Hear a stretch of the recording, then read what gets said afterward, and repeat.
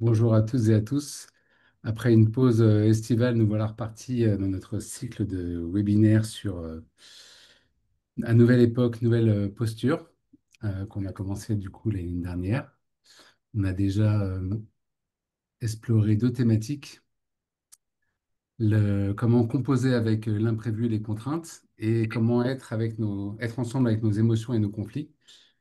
Et aujourd'hui, on va explorer comment rester en lien avec le sens, les besoins et les ressources. Cette question de nouvelle époque, nouvelle posture, de départ, c'était dans le monde d'aujourd'hui, avec tous les bouleversements qui nous secouent en permanence.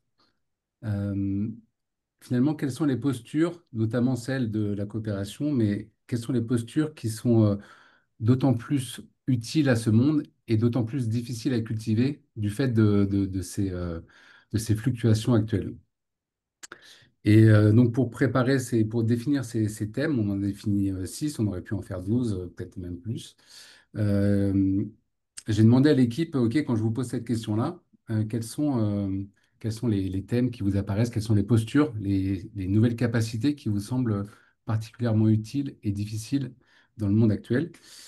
Et à cette question, Emma elle avait répondu, ben, pour moi, ça serait comment on reste en lien avec le sens, comment on cultive ce lien avec le sens. Et ça m'a parlé fort dans la mesure où, je sais pas pour vous, mais moi, ça fait un moment que je suis en quête de sens dans ce monde. Alors, c'était déjà le cas avant, mais depuis un moment, la trajectoire est particulièrement à contre-courant de ce que j'aimerais qu'elle soit.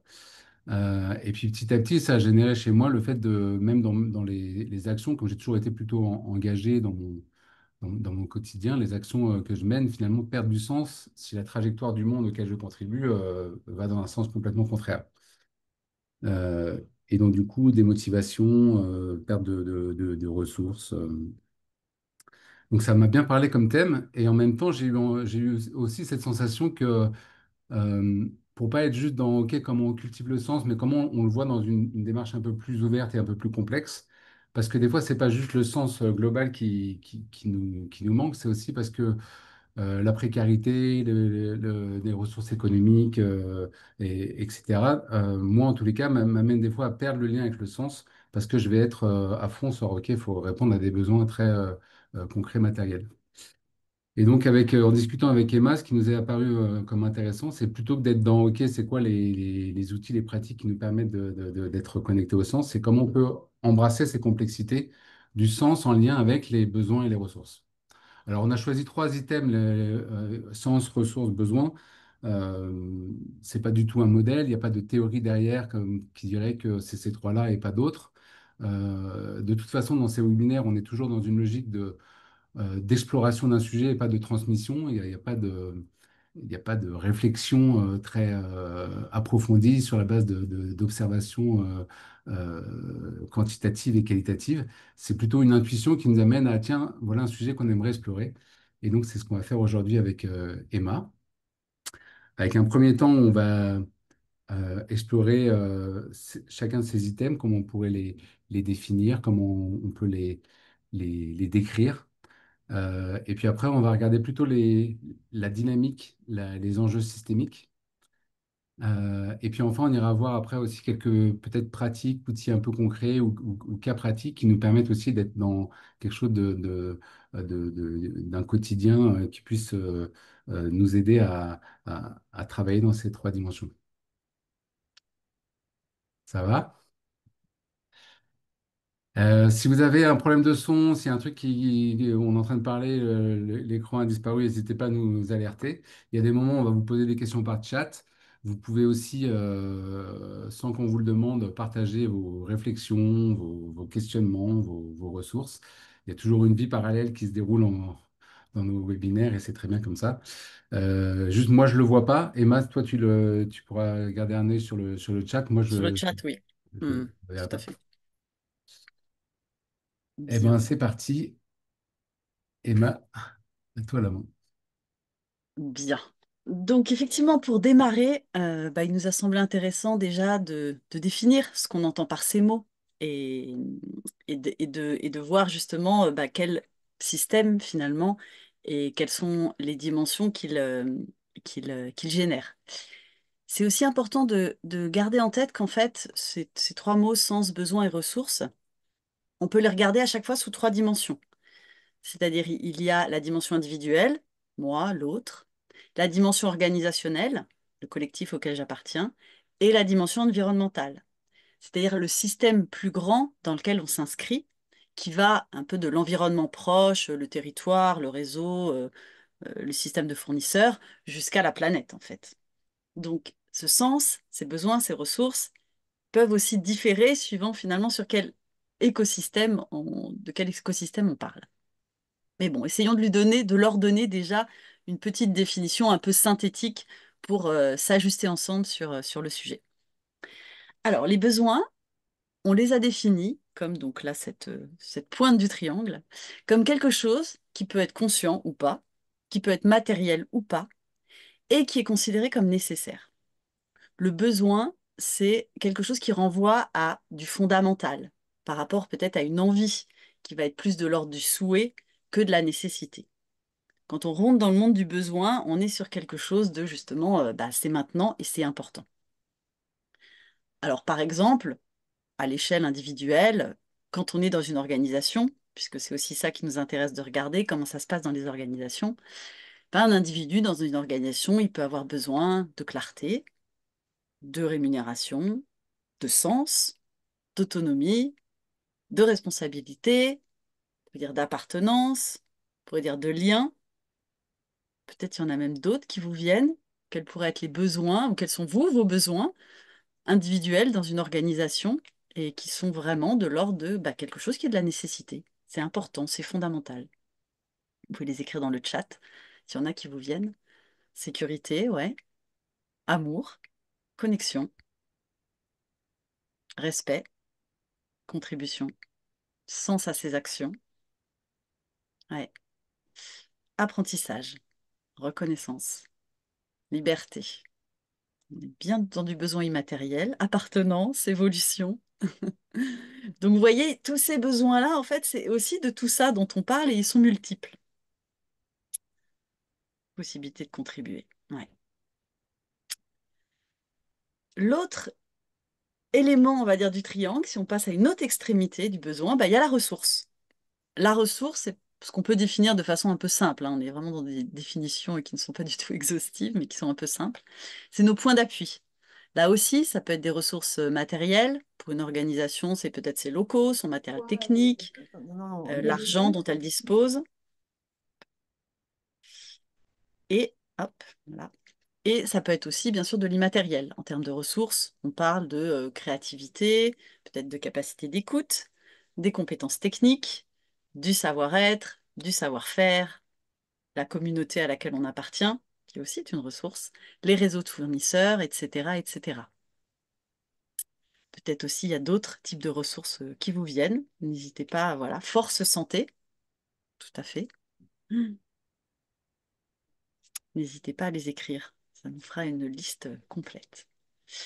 Et enfin, troisième petit élément de notre triangle, c'est le sens. Le sens, on le définit comme le pourquoi on fait les choses, le signifiant vraiment de nos actions, de notre vie. Finalement, dans quoi on s'inscrit et finalement, quel est le monde à laquelle que ce sens qu'on donne à nos actions construit, le pourquoi on fait les choses. Mais le sens, ça a cette dimension à la fois signifiant et en même temps, ça a aussi cette dimension direction. C'est aussi la direction, ce qui va nous porter à être quelque chose ou à faire quelque chose.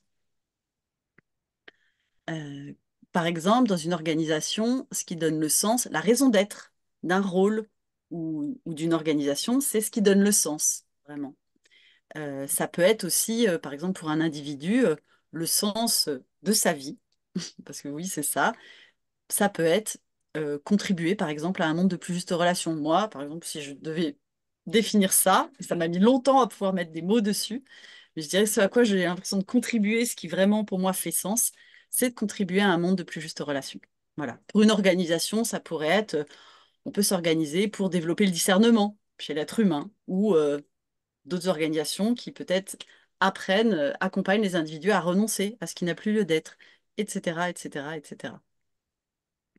Et peut-être on peut prendre quelques minutes pour que vous puissiez juste réfléchir et écrire, tiens, qu'est-ce qui pour vous peut être à la fois un sens peut-être à l'échelle individuelle, mais aussi un sens plus large. Qu'est-ce qui fait sens et à quoi vous avez l'impression de contribuer? Inspirer, soutenir, relier.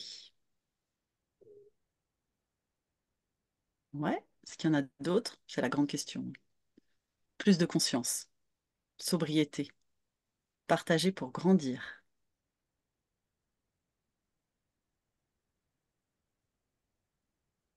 un monde plus juste socialement, mettre en lien dans la joie, accompagner à ce que chacun retrouve un sens. Hmm. Le lien plus que le bien. Modifier nos postures de domination dominée pour un monde plus serein. Croître en conscience de ce que je suis, ce que je peux faire et mes impacts sur l'autre et le monde. Reliance à soi et au vivant, contribuer à un monde qui soutient la vie. Donc en tout cas, moi je sens que quand je vous lis, vraiment quand je rentre dans cette dimension, c'est quelque chose de porteur. C'est vraiment ce qui nous meut fondamentalement. Et on l'a dessiné sous un triangle, maintenant si je reviens un peu à l'ensemble, parce que pour nous, effectivement, c'est plutôt un champ de force. En fait, c'est comment on rentre dans cet espace qui est un espace avec des tensions potentiellement entre les trois, mais comment justement on peut se mouvoir avec plus de fluidité dans tous ces espaces qui ensemble font sens. C'est un peu l'intention en fait qu'on a à travers ce webinaire, c'est de venir essayer d'explorer, tiens, qu'est-ce qui peut nous permettre justement de pas forcément les vivre euh, comme une frustration, parce que souvent on se dit, bah, par exemple, oui, bon, ok, voilà, vu les ressources qu'on a, on va pas pouvoir contribuer plus que ça au sens, donc on fait un choix un peu par défaut de, bah, on met les ressources en avant. Et le vécu, c'est souvent une frustration. Et ça peut entraîner soit du désengagement et de la démotivation quand il n'y a plus de sens, soit au contraire, si on veut tenir le sens à tout prix, eh ben, on tombe dans de l'épuisement et de la fatigue et toutes ces conséquences qui sont aujourd'hui largement connues. Donc comment retrouver de la fluidité, sortir du triptyque épuisant pour les individus et les collectifs, de les mettre à chaque fois en rapport de force plutôt que dans un espace unitaire dans lequel on se meut. C'est un peu tout l'enjeu et les dynamiques qu'on va explorer. Et je te passe la main, Romain.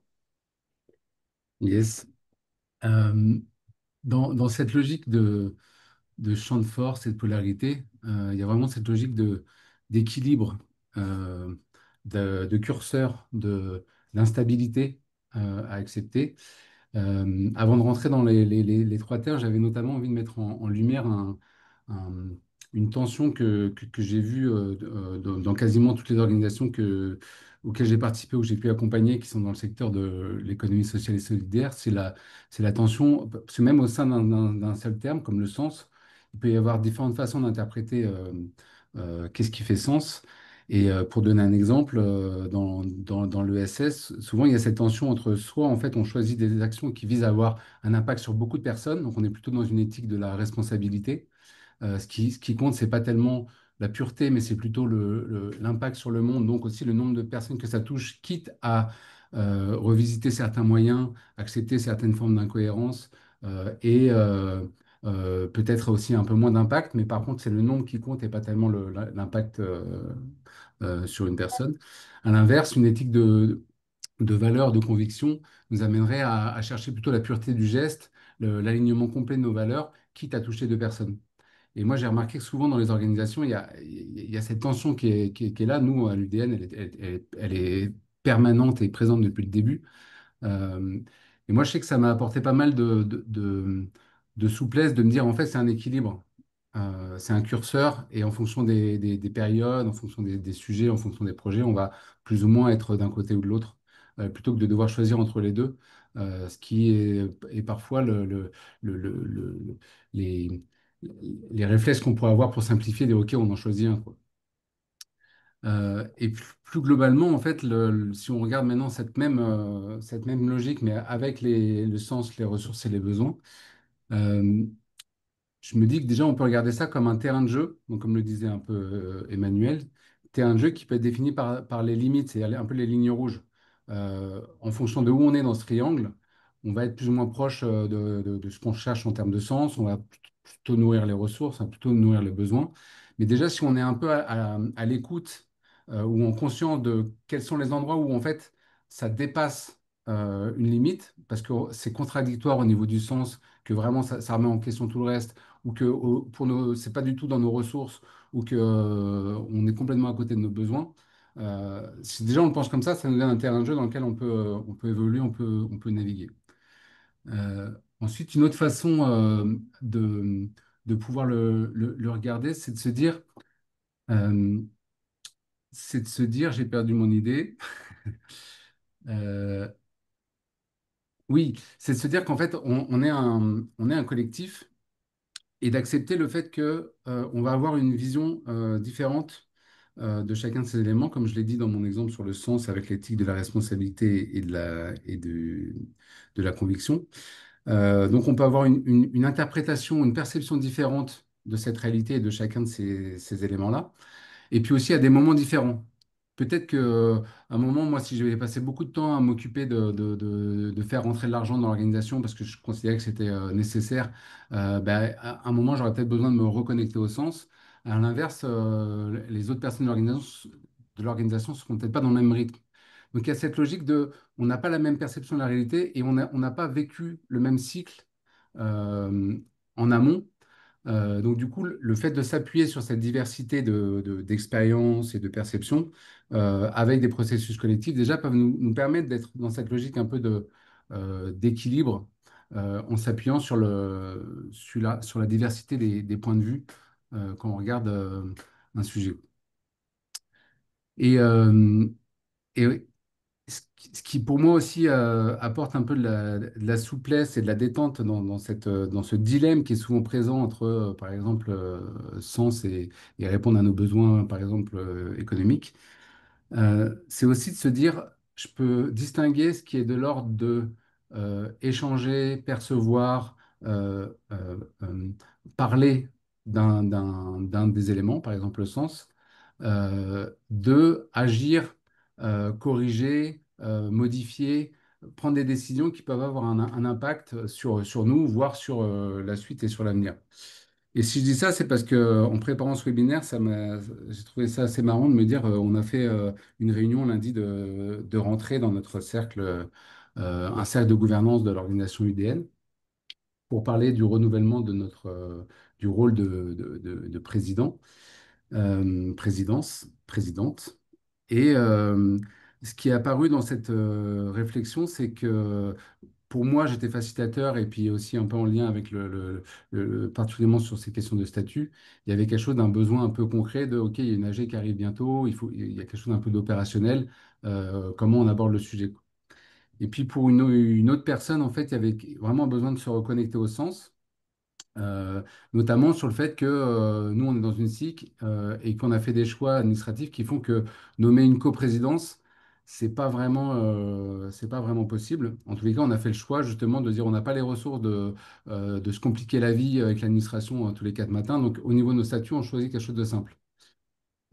Et puis là, il y a eu un peu un truc de oui, mais quand même, notre sujet, notre propos, c'est quand même de pouvoir aussi faire bouger les lignes. Et si la loi, elle est mal foutue, il faudrait pouvoir la faire bouger, quoi.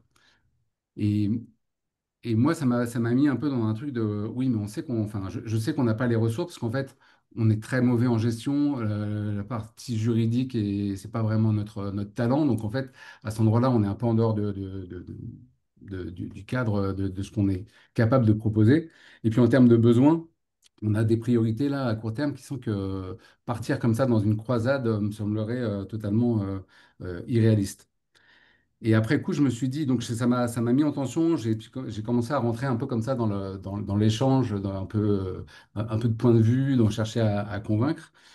Et puis après coup, en préparant ce webinaire, je me suis dit, mais en fait, c'est con parce qu'à ce moment-là, il n'y avait pas d'autres besoins, je pense, pour l'autre personne que d'exprimer euh, ce qu'il percevait d'un sens profond à ce qu'on faisait et que ce sujet amenait en lumière. Donc en fait, il n'y avait pas forcément besoin de batailler, il suffisait juste de laisser la place à ce que ça se dise, à ce que qu'on puisse un peu se reconnecter à ça. Ça n'empêche pas après de revenir à quelque chose de OK, mais ici maintenant, qu'est-ce qu'on fait, quoi.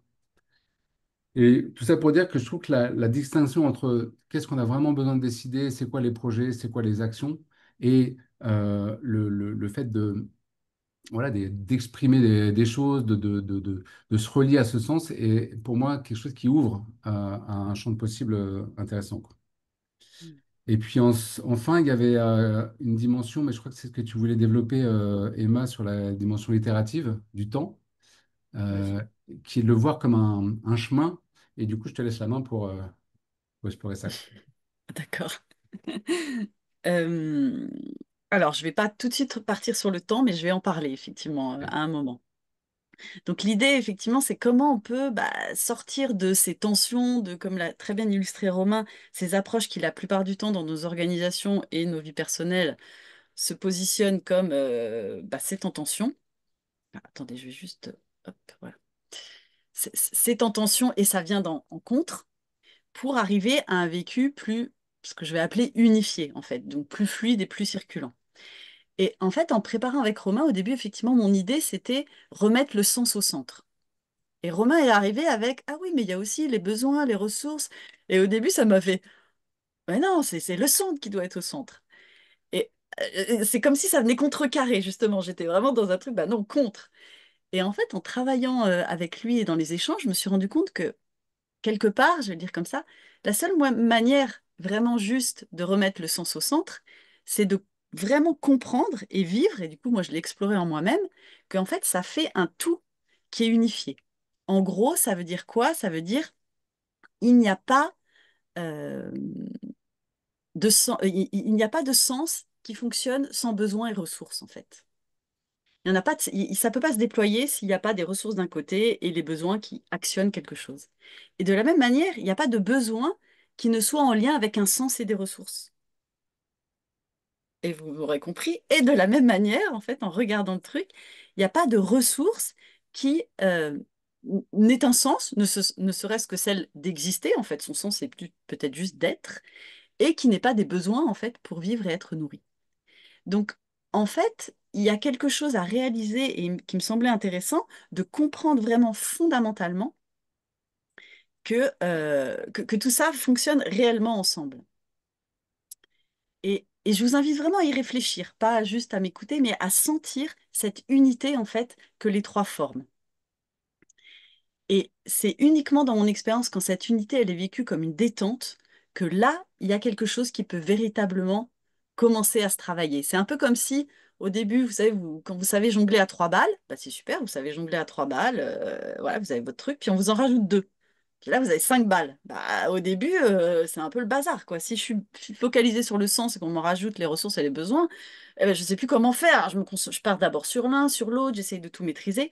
Puis avec la pratique, à un moment, il y a quelque chose qui commence à pouvoir jongler vraiment avec les cinq, en fait, et qui se vit comme unifié. Je suis pas attentive à chaque balle. Il y a quelque chose qui se vit ensemble. Bah, c'est un peu cet endroit-là, en fait, que j'essaye de vous faire sentir et qui, pour moi, est un déclencheur de, à partir de là, on peut vivre quelque chose autrement. Parce qu'on sait que même quand, par exemple, on peut prendre une décision en lien avec un besoin, de toute façon, le sens y est toujours. On sait lire au-delà peut-être des apparences, on sait lire au-delà des premières analyses. Puis le mental, il segmente. Donc si on regarde une situation, on peut rapidement arriver à, bah, c'est ça la réalité. Et on sait regarder à travers pour pouvoir à chaque fois, quel que soit ce qu'on est en train de faire, reconnecter à quels sont les besoins, quelles sont les ressources et où est le sens. Et, euh, et pour moi, quand on est dans ce vécu-là, en fait, c'est un peu l'exemple aussi que certainement vous avez tous et toutes vécu quand on est en intelligence collective. C'est pas du tout la même chose de prendre une décision en se disant, bon, bah là, voilà, ok, on a tel besoin, en fait, en vrai, on n'a pas les ressources pour faire autre chose, donc on choisit en fonction des besoins, que de écouter vraiment le groupe, et notamment, qu'est-ce qui fait sens, on se le dit, on l'explicite, c'est quoi les besoins, c'est quoi les ressources, et à un moment, clac, il y a ce truc, il y a cette idée, ce truc ou cette idée qui arrive et on sent que, ah ouais, c'est ça qui est juste et qui englobe le tout. Et ça, il faut vraiment l'avoir vécu, en fait, pour sentir la différence. Peut-être pour quelqu'un d'extérieur, vous lui dites, bah, tiens, on a choisi telle décision, il va vous dire, ah ouais, bah, vous avez mis en priorité les ressources. Et vous n'aurez pas du tout cette sensation. Vous aurez vraiment la sensation que vous avez agi en conscience de tous les éléments et avec ce qui semblait ajusté pour le tout. Et ben, c'est cet endroit-là, à mon avis, qui me semble intéressant à travailler en nous et dans nos organisations pour justement sortir de ces polarités, de ce combat, de ce l'un plutôt que l'autre, et pour arriver à une certaine unité. Et quand on arrive là, et là c'est en lien aussi avec ce que disait Romain, euh, alors on peut remettre le sens au centre. Parce que c'est pas un sens qui va venir dominer, parce que ça, on l'a tous vécu, en fait, et dans nos choix et dans nos vies, le sens qui impose, le sens qui, justement, domine tout le reste. Oui, mais ça fait aucun sens, on peut pas choisir ça parce que ça n'a pas de sens. Et du coup, tout le reste est écrasé. Si on est sûr que c'est en lien, en fait, il y a cette confiance, et puis c'est travaillé, c'est dit, c'est explicité, que ça va faire un tout. Et là, le centre peut vraiment commencer à piloter, parce qu'il est en lien avec le reste. Si on, à mon sens, en tout cas, et dans mon expérience, si on ne fait pas ça, eh ben, on va chaque fois retomber quand même dans ces histoires de polarité et de tension contre, pas de tension justement constructive qui nous aide à évoluer. Euh, et justement, si on a ce vécu d'unité, la capacité à aussi avoir le sens du temps, c'est-à-dire à travailler par itération, à comprendre que les choses, bah, eh ben oui, ok, le sens c'est ça, mais peut-être ça va nous prendre 10 ans et à accepter ce sens du temps, à accepter de revenir et revenir encore par itération pour petit à petit s'approcher. Et aussi, mon troisième pilier, c'est le sens du temps. Et, ah oui, et pam, pam, pam, euh, l'imperfection. Voilà. Et accepter l'imperfection. Donc, vécu d'unité, sens du temps et accepter l'imperfection, que effectivement, probablement dans la réalisation, bah, ce sera jamais parfaitement équilibré. Et ben avec ça, il me semble qu'on a effectivement trois ingrédients pour commencer à vraiment remettre le sens au centre et avancer au sein de ce triangle avec plus de fluidité. Imperfection et complémentarité avec d'autres. Oui, d'ailleurs, complémentarité, c'est effectivement aussi quelque chose de, dans le vécu d'unité, pour moi, il y a quelque chose d'être vraiment conscient que chaque chose se complète. C'est beaucoup plus un vécu de complémentarité qu'un vécu d'opposition et qui viennent mettre en compétition, justement. C'est est-ce qu'on le vit vraiment, cette complémentarité, et de quoi on parle, de commencer à l'expliciter, ça aide à créer justement ce vécu où c'est ensemble. Alors, peut-être je regarde l'heure. Mais peut-être ça peut être intéressant. Là, on a posé pas mal de Ouais. choses, mais je veux bien, voilà, peut-être vous entendre, comment ça résonne ou que ça résonne pas, ou qu'est-ce que vous auriez envie de partager en lien avec ces enjeux et ces dynamiques-là dont on vous a parlé.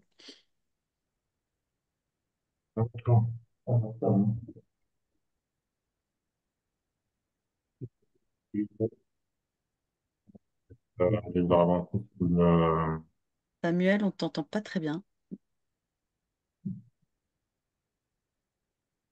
Allô?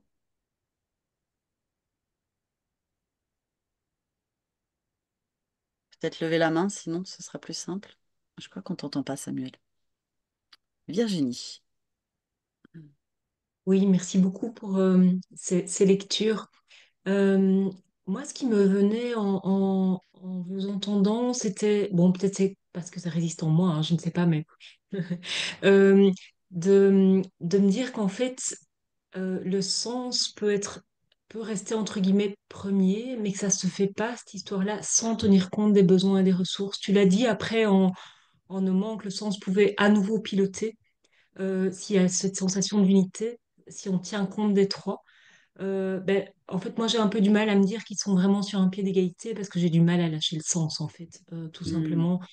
Et du coup, enfin, évidemment, je fais le parallèle avec d'autres choses que je connais, mais moi, je m'y retrouve plus en me disant, OK, il y a à rester fidèle au sens, mais pas en lâchant la réalité, les ressources et les besoins, qui est peut-être plus de l'ordre des contraintes ou du réel dont il s'agit de tenir compte. hmm. Voilà. Ouais, merci. C'est intéressant ce que tu dis, en tout cas, et peut-être Romain, tu compléteras, mais Pour moi, le vivre en tant qu'unité, ça ne veut pas dire que c'est égal. C'est comme quand on dit dans un cercle, on est à équivalence, on n'est pas en égalité, parce qu'on sait bien qu'on a tous nos histoires et nos vécus et qui font qu'on n'est pas égaux, mais on est en équivalence. Et pour moi, c'est quelque chose de cet ordre-là. C'est sentir chacun comme étant important pour que justement ça fasse un tout. Et peut-être pas au même endroit. Et à des moments, effectivement, peut-être on peut sentir qu'il y en a un, mais il y a quelque chose en tout cas de différent. C'est pas égaux et ça veut pas dire c'est 33, 33, 33. Hop, c'est bon, ça nous fait nos 100%. Et c'est trouver cet endroit, il est fin, hein, là, j'ai pas d'exemple qui me vient, mais voilà, c'est vraiment trouver cet endroit d'équivalence, mais potentiellement, effectivement, avec peut-être une pondération qui est différente. Mm. Oui, Gaël et Renaud. On On- s'entend on- pas, Gaël. Renaud, pardon. Vous m'entendez pas? Ah si, Si, c'est ça y bon. est. C'est bon, voilà. Oui, merci. J'aime bien penser, moi, et je rejoins en sens une notion de centre du sens, mais pour moi, le sens est un des besoins parmi d'autres. Euh, mais j'entends que c'est quelque chose qu'on cherche, une quête en fait. Pourquoi je suis là, à quoi je sers, où est-ce que je peux contribuer, où est-ce que j'ai envie de mettre mon énergie. Donc je rejoins quelque part. Voilà. Et après, qu'est-ce que j'utilise comme stratégie, comme moyen, ce que vous appelez ressources, pour ben, satisfaire ces besoins de façon générale, et en particulier peut-être le besoin de sens. Voilà. J'ai dit, merci. Je vais bien rebondir sur ce qui est dit là et ce que tu as dit, Emma, dans la mesure où on peut voir le sens de différentes façons. Il y a le sens de à quoi on contribue dans le monde, le sens, notre raison d'être, etc. Mais on le verra aussi dans les outils pratiques après. Je trouve que moi, c'est hyper intéressant de pouvoir me poser la question de quand on cherche à répondre à un besoin. Par exemple, prenez l'exemple de faire entrer des sous. De pouvoir là aussi se poser la question, c'est quoi le sens de ça en fait? Qu'est-ce que ça nous permet d'important? D'avoir un peu plus de moyens économiques, que ce soit au niveau de la sécurité, que ce soit dans, OK, ben enfin, on va pouvoir de nouveau se retrouver parce qu'on aura des locaux et que en fait, la convivialité et le lien humain est hyper important. Et donc, du coup, ça remet tout de suite une dimension du sens à cet endroit-là. Donc, en fait, à chaque fois, c'est pour ça que là, on fait un triangle et c'est très schématique, mais il y a toujours la capacité à se poser la question du sens, même quand on fait une action très pratico-pratique du besoin. Mais peut-être que c'est pas au même endroit, dans le sens où il y a la raison d'être de l'organisation et il y a le sens de l'action qu'on mène là maintenant. Il y a des sens dans le sens. Yes. Est-ce qu'il y en a d'autres qui ont envie? Ah, je vois des partages, j'avais pas regardé encore le chat. Hmm,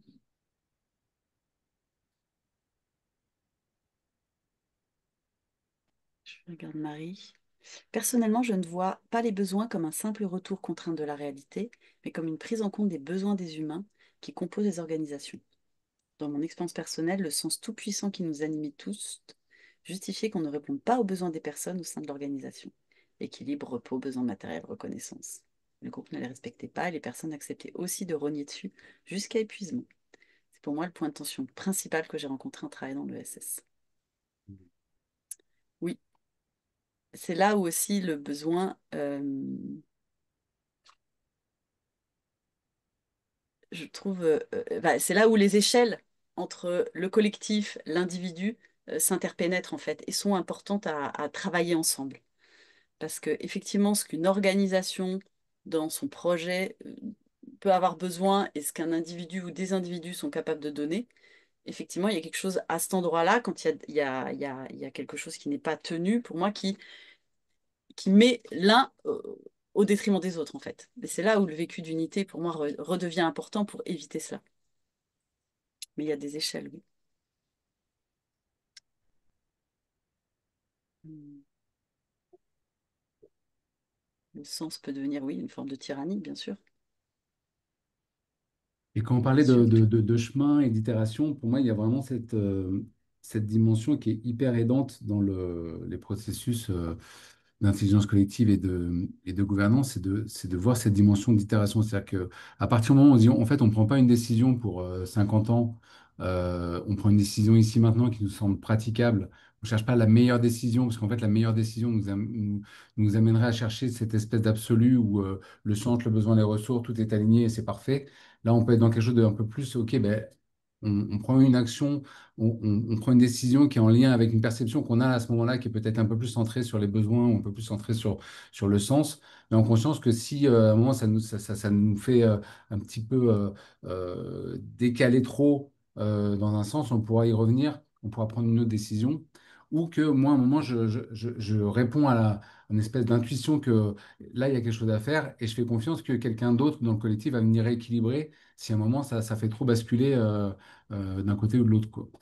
Et cette dimension itération dans les processus et dans la multiplicité d'initiatives, euh, pour moi, aussi est très, très aidante et nous permet d'être vraiment dans quelque chose de ressentir ajusté.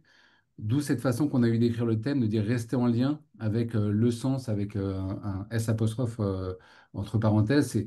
C'est vraiment cette logique de déjà percevoir avec un peu, pour ceux qui ont fait des ateliers sensoriels avec nous, cette logique de soft focus, c'est-à-dire de vision panoramique, où j'essaie d'avoir une perception très large des choses, ce qui m'empêche pas à certains moments de focaliser sur un point. Mais comment j'ai conscience de ces deux types de focales et que je peux alterner de l'un à l'autre pour avoir la perception du champ et puis à un moment, ok, dire, ok, là, je me focalise là-dessus parce qu'à un moment, il y a aussi ce besoin de temps en temps d'un peu de tranchant.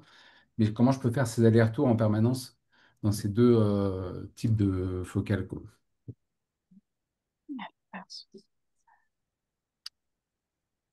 D'autres rebonds avant qu'on explore aussi peut-être des pratiques, des outils qui peuvent aider, même si là, Mhm. ce que j'ai partagé en est un.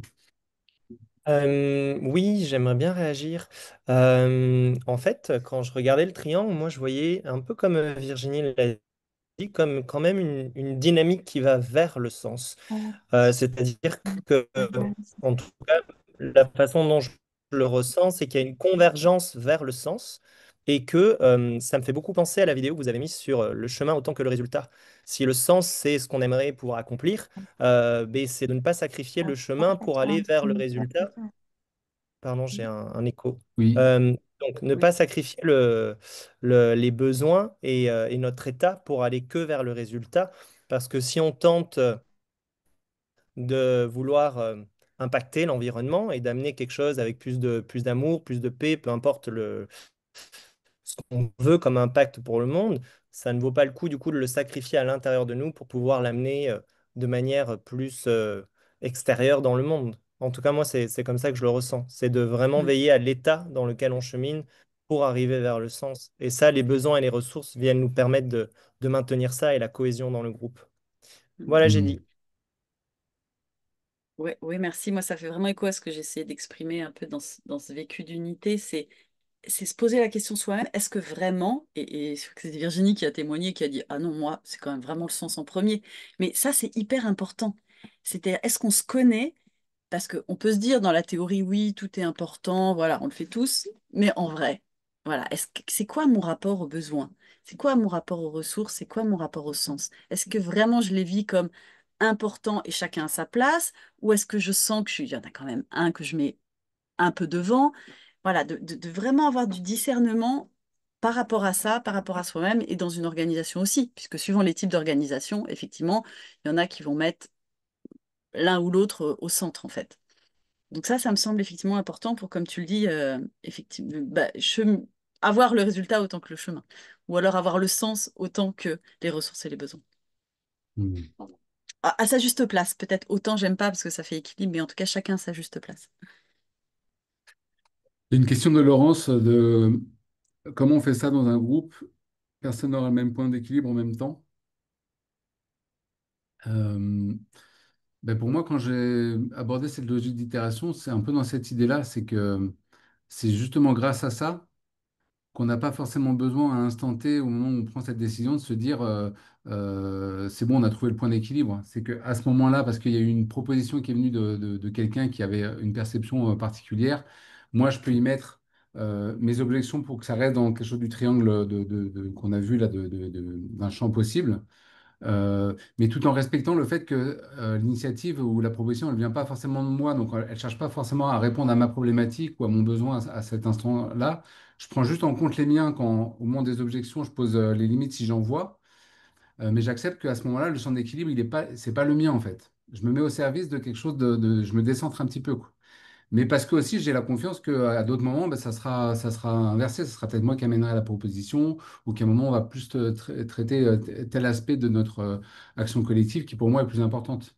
C'est cette logique un peu d'itération et de faire confiance au temps, en fait. Il y a, en permanence cette idée-là que finalement, c'est en regardant les choses sur du temps long, enfin sur du temps, tout simplement, dans cette logique de chemin, que du coup, on peut beaucoup plus facilement euh, faire des ajustements comme ça successifs, de la même façon que quand on est sur un fil ou qu'on fait du vélo, ben voilà, on est dans cette recherche d'équilibre en permanence, quoi, qui est très instable.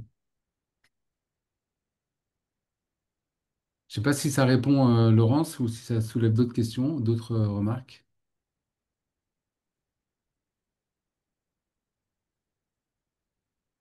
C'est le sens qu'il faut mettre en premier. Ouais. C'est mon besoin, donc je mets bien mon besoin au centre.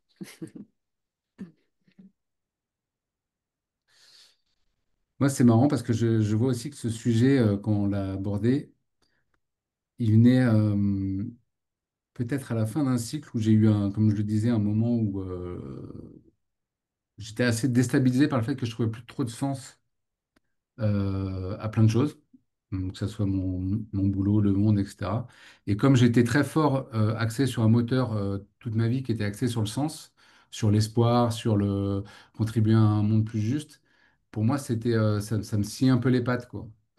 Et je vois que, donc oui, le sens, et mon besoin de sens, je pense qu'il est toujours important, mais ça m'a demandé de pouvoir justement le chercher à d'autres endroits que dans quelque chose d'une vision du monde, une contribution, mais pouvoir le trouver dans des choses beaucoup plus euh, euh, du quotidien ou à m'apporter, dans la façon de faire, dans le lien avec l'autre en faisant quelque chose, dans le goût que ça a pour moi de passer du temps comme aujourd'hui à explorer un sujet.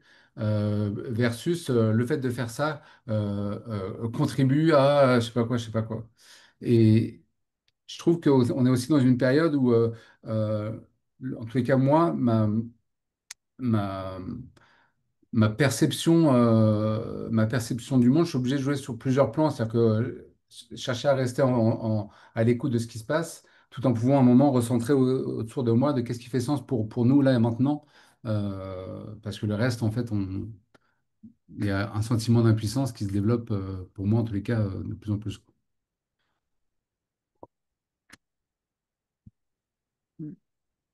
Et en tout cas, je pense que enfin, c'est aussi moi, quand je me connecte à ce sujet et je vois que ce qui m'anime aujourd'hui, alors c'est très compliqué sur ce qui se passe dans le monde à cultiver, mais comment j'arrive à rester connectée au sens dans le quotidien, justement, sur plein de choses où déjà des moments j'ai l'impression de le perdre, comment en fait, plutôt que de me dire ah ben je l'ai perdu ou ça n'a pas de sens, ce qui est très rapide, de me dire attends, c'est peut-être que je le vois pas. Hmm. Et comment je m'entraîne à essayer de le voir, en fait, de le sentir ou de me dire voilà, il est quelque part, c'est juste comment j'arrive à le capter en fait. Et ça, je sens que voilà, ça me tient. Et après, je peux essayer de l'étendre et j'essaye à des moments dans l'actualité aussi de me dire à des endroits s'il y a un sens. Voilà, c'est une hypothèse. Si je fais l'hypothèse qu'il y a toujours un sens, c'est lequel? Qu'est-ce que je vois? Qu'est-ce qui est en Hmm. train de se développer? Qu'est-ce qui justement est en train de grandir par itération et pas seulement de s'écrouler ou dans ce qui s'écroule? C'est quoi là la forêt qui pousse derrière? Qu'est-ce qui est en train de pousser? C'est vraiment cette capacité à cultiver. Et ça, on a besoin de le faire ensemble. Voilà, ce discernement et ce senti de la vie qui est en train de circuler. Mm. Il nous reste 10 minutes. Je propose qu'on vous fasse la dernière partie, Emma. Ouais. Euh, donc, on a listé quelques pratiques, outils qui nous semblaient pouvoir nous aider là-dedans. C'est très incomplet. N'hésitez pas dans le chat à nous partager d'autres formes de pratiques ou de support à cette recherche d'équilibre. La première qui nous est venue, c'est le silence, le centrage, d'avoir régulièrement des temps de silence.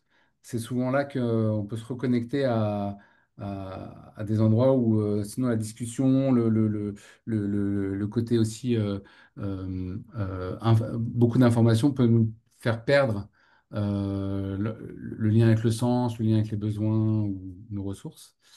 La pratique du cercle, dans ce que je disais, en fait, c'est cette logique un peu de tour de parole ou de parole au centre qui fait qu'à un moment, il y a une forme de spirale de complexité qui se met en œuvre et qui permet justement d'avoir un peu ces différents points de vue qui s'expriment et de voir qu'est-ce qui émerge en fait de ce champ de tension, en partant du principe qu'on va tous avoir des polarités, des- des centres de gravité un peu différents.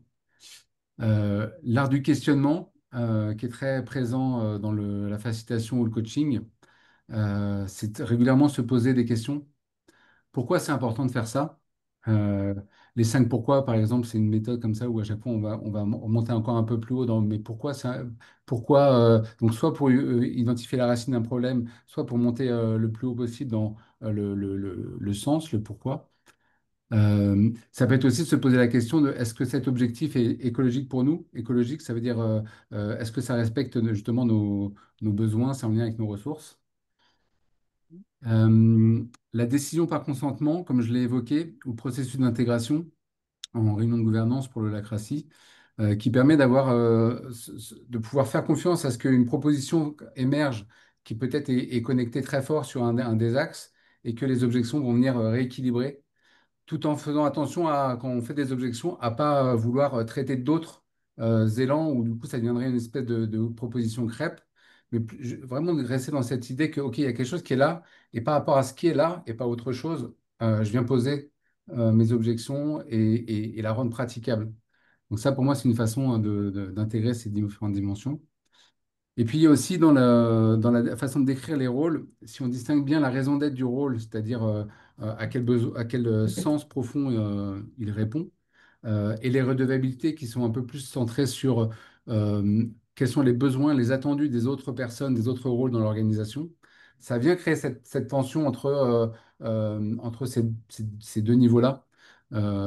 Et souvent, c'est quelque chose que j'observe, on fait assez peu de pouvoir vraiment décrire un rôle dans ces deux dimensions-là.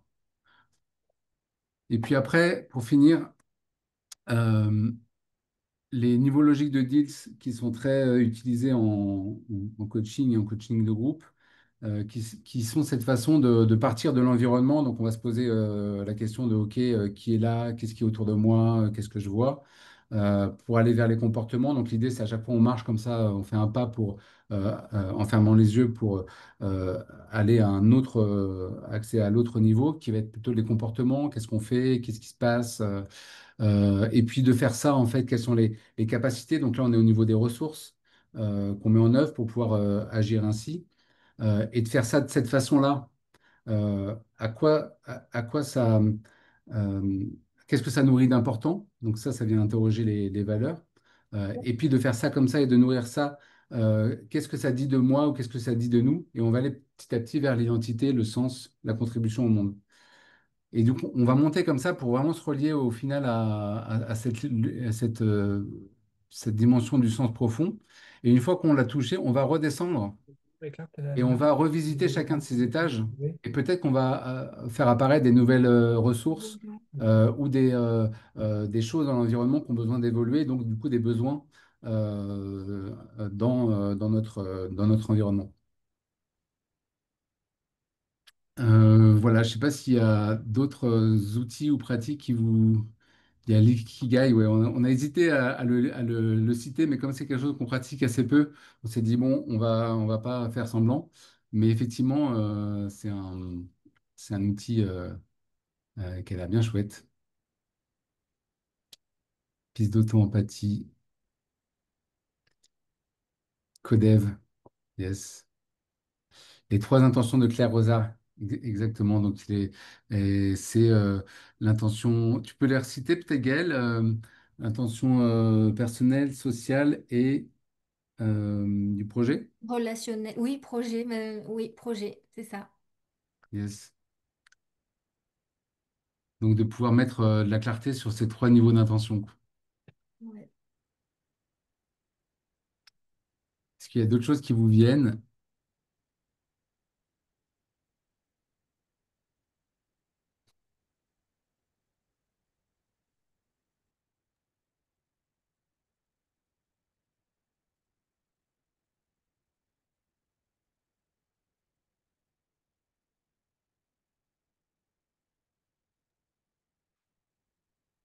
Moi, j'ai un truc Ouais. qui me vient, que j'ai appris de l'UDN. C'est vraiment de mettre de la clarté sur le pourquoi on se réunit, quoi, à chaque fois. Hmm.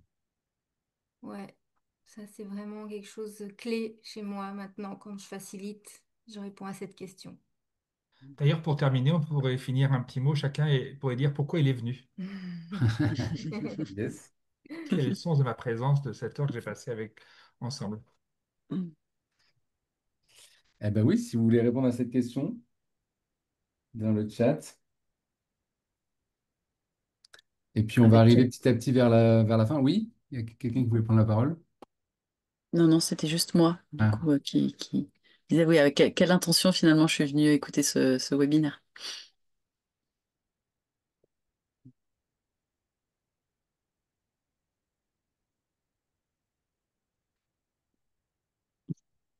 pour avoir des nouvelles de Romain.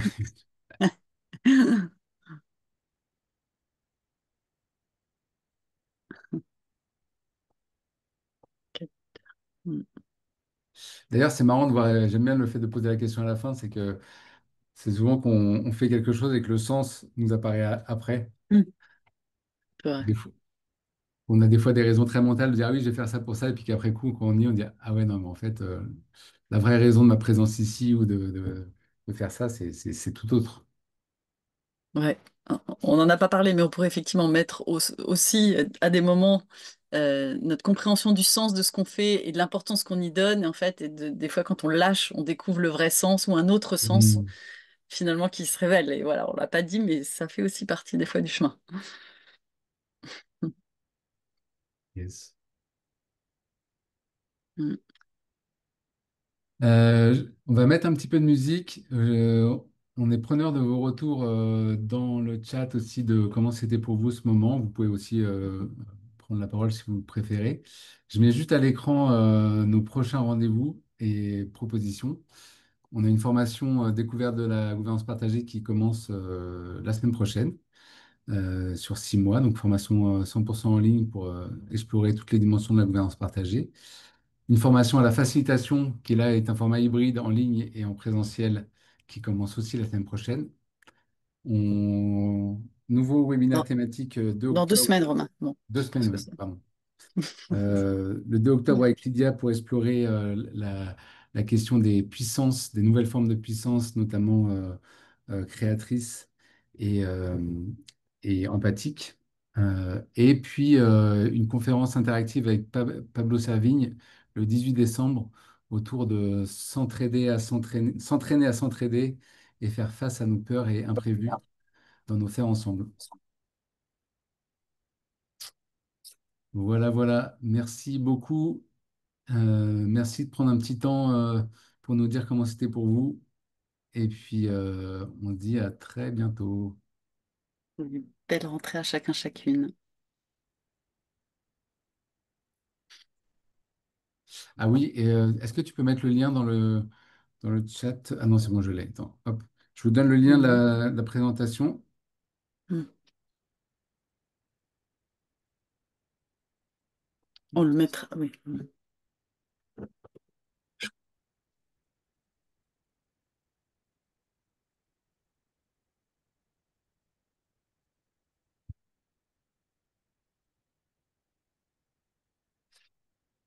Non, ça marche pas pour moi. Emma, tu peux lui Mais mettre. je crois qu'il y a un mail qui part avec, qui va être envoyé en fait aux personnes inscrites avec le lien vers l'enregistrement et la présentation. Oui, Oui, je mais peux c'est le mettre. pour, oui, c'est pour ceux qui sont là, puissent Ok. repartir avec. Eh ben, je vais le faire. Alors oui, à la question de est-ce qu'il est possible de le revisionner? Tout à fait. Sur le site de l'UDN, il y a un article de blog que je vais retrouver tout de suite, dans lequel il y a la présentation du cycle et à chaque fois on y met les replays.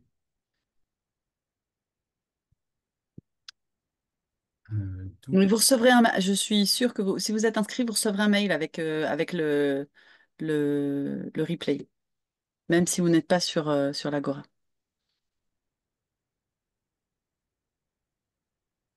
Merci, au revoir, à Merci, au bientôt. revoir.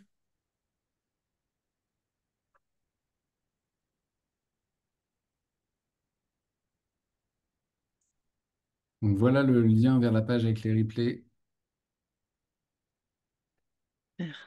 et le lien vers le support.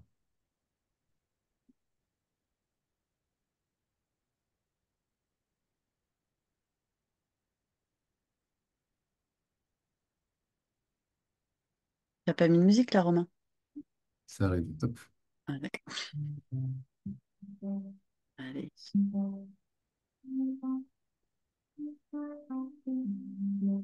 que tu peux arrêter l'enregistrement aussi, s'il te plaît?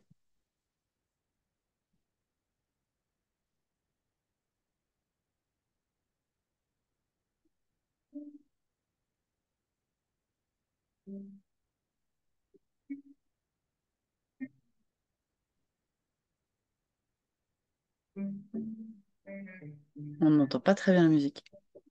Ah ouais? Non, non? Enfin, moi en tout cas, peut-être les autres, Mais oui, c'est alors, peut-être mieux. j'ai un problème de partage. Non, mais peut-être pour les autres, c'est OK. C'est peut-être moi.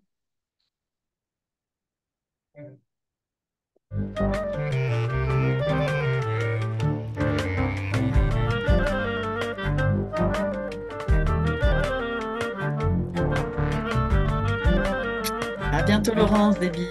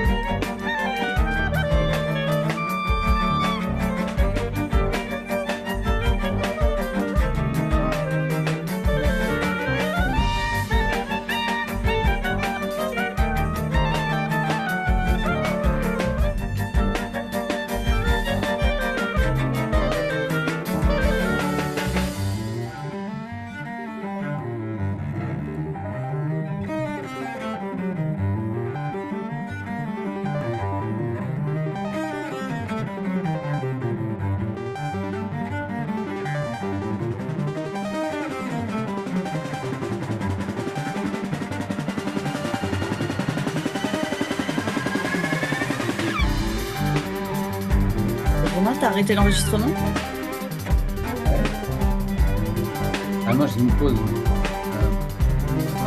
Arrête. Je sais pas comment on fait. Bah,